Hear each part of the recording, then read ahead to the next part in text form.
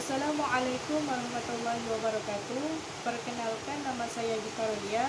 Saya kelas 4A PGMI. Nah, di sini saya akan menjelaskan permasalahan yang terjadi di tempat penelitian. Pada tahun 2003, menurunnya mutu pendidikan disinyalir karena rendahnya mutu pembelajaran di dalam kelas. Salah satu faktor penyebab ketidakkeberhasilan dalam proses pembelajaran adalah kurangnya pemanfaatan media pembelajaran, baik yang tersedia di sekolah maupun yang sengaja dirancang oleh guru. Nah, di sini ada juga beberapa keuntungan psikologis lain yang dapat diperoleh dari penggunaan media atau alat peraga dalam pembelajaran, antara lain. Yang pertama yaitu perhatian peserta didik dapat lebih dipusatkan. Yang kedua, proses belajar peserta didik lebih terarah pada materi yang sedang dipelajari. Yang ketiga, pengalaman dan kesan sebagai hasil pembelajaran lebih melekat dalam diri peserta didik. Assalamualaikum warahmatullahi wabarakatuh. Perkenalkan, nama saya Gita Rodia. Saya kelas 4A PGMI. Nah, di sini saya akan menjelaskan permasalahan yang terjadi di tempat penelitian. Pada tahun 2003, menurunnya mutu pendidikan disinyalir karena rendahnya mutu pembelajaran di dalam kelas. Salah satu faktor penyebab ketidakkeberhasilan dalam proses pembelajaran adalah kurangnya pemanfaatan media pembelajaran, baik yang tersedia di sekolah maupun yang sengaja dirancang oleh guru. Nah, di sini ada juga beberapa keuntungan psikologis lain yang dapat diperoleh dari penggunaan media atau alat peraga dalam pembelajaran, antara lain. Yang pertama yaitu perhatian peserta didik dapat lebih dipusatkan. Yang kedua, proses belajar peserta didik lebih terarah pada materi yang sedang dipelajari. Yang ketiga, pengalaman dan kesan sebagai hasil pembelajaran lebih melekat dalam diri peserta didik. Assalamualaikum warahmatullahi wabarakatuh. Perkenalkan, nama saya Gita Rodia. Saya kelas 4A PGMI. Nah, di sini saya akan menjelaskan permasalahan yang terjadi di tempat penelitian. Pada tahun 2003, menurunnya mutu pendidikan disinyalir karena rendahnya mutu pembelajaran di dalam kelas.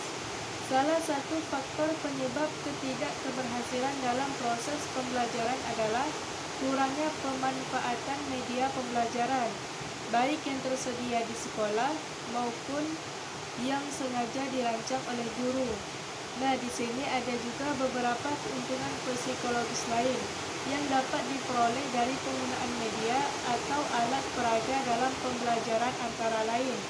Yang pertama yaitu perhatian peserta didik dapat lebih dipusatkan. Yang kedua, proses belajar peserta didik lebih terarah pada materi yang sedang dipelajari. Yang ketiga, pengalaman dan kesan sebagai hasil pembelajaran lebih melekat dalam diri peserta didik. Nah, di sini ada juga alasan yang mendasari peneliti mengangkat judul penelitian. Dari Siti Umami, dalam skripsinya dengan judul Pengaruh Media Pembelajaran VCD terhadap Prestasi Belajar fikih. Penelitian tersebut merupakan penelitian kuantitatif dengan metode kuasi eksperimen yang menerapkan media VCD dalam pembelajaran sholat jamaah. Kesimpulan dalam skripsi tersebut adalah terdapat perbedaan rata-rata prestasi kelompok siswa eksperimen dengan kelompok siswa kontrol yang tidak dilakukan eksperimen. Yang ketiga, data pra-penelitian. Berdasarkan temuan-temuan penelitian di atas, penulis ingin mengembangkan pembahasan pada penerapan multimedia VCD, yaitu tentang pola dan strategi pelaksanaannya. Diharapkan penelitian ini akan melengkapi kajian dalam bahasan penggunaan media dalam proses pembelajaran sholat wajib. Dengan demikian, penelitian yang dilakukan ini memenuhi kriteria kebaruan. Yang ketiga, data pra-penelitian. Berdasarkan temuan-temuan penelitian di atas, penulis ingin mengembangkan pembahasan pada penerapan multimedia VCD, yaitu tentang pola dan strategi pelaksanaannya. Diharapkan penelitian ini akan melengkapi kajian dalam bahasan penggunaan media dalam proses pembelajaran sholat wajib. Dengan demikian, penelitian yang dilakukan ini memenuhi kriteria kebaruan. Nah, di sini ada juga manfaat penelitian, manfaat teoritis dan manfaat praktis. Manfaat teoritis adalah untuk menambah kesanah keilmuan terutama dalam penerapan media pada pembelajaran agama sebagai upaya meningkatkan pemahaman dan pengalaman ibadah.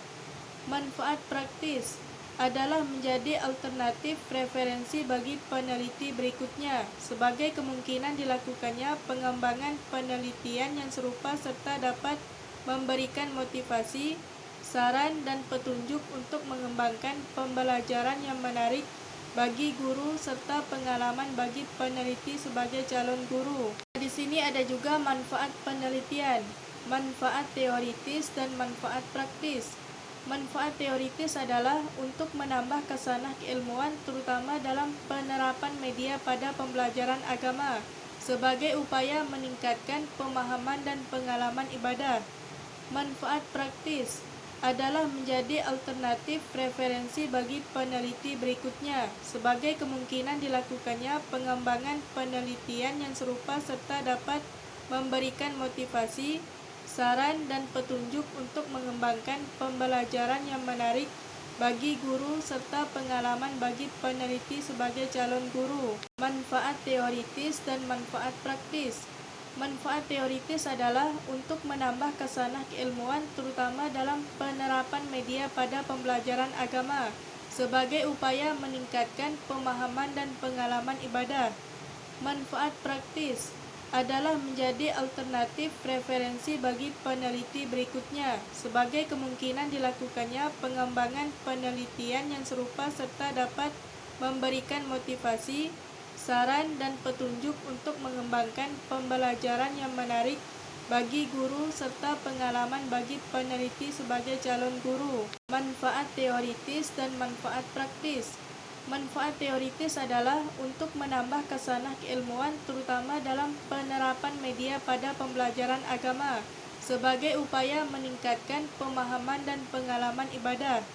Manfaat praktis adalah menjadi alternatif referensi bagi peneliti berikutnya sebagai kemungkinan dilakukannya pengembangan penelitian yang serupa serta dapat memberikan motivasi, saran, dan petunjuk untuk mengembangkan pembelajaran yang menarik bagi guru serta pengalaman bagi peneliti sebagai calon guru. Nah, yang terakhir yaitu teknik pemeriksaan keabsahan data. Pada teknik pemeriksaan keabsahan data di skripsi ini, penelitian tidak menyebutkan teknik apa digunakan pada pemeriksaan keabsahan data, tetapi peneliti hanya menjelaskan teori yang terkait pemeriksaan keabsahan data. Jadi, dapat disimpulkan penelitian tidak melakukan pemeriksaan keabsahan data, karena data yang diperoleh peneliti belum tentu benar hasilnya. Nah, di sini ada juga tempat dan waktu penelitian. Tempat penelitian yaitu di Ambar Binangun dan waktu penelitian pada tahun 2003. Dan di sini ada juga sumber data penelitian, primer dan sekunder.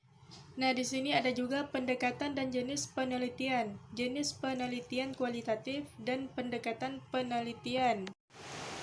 Nah, ada juga kajian penelitian terdahulu. Dalam penelitian terdahulu telah dikemukakan tentang pengaruh media pembelajaran menurut situ umami yang dikompresikan menurut Rudi Aziz.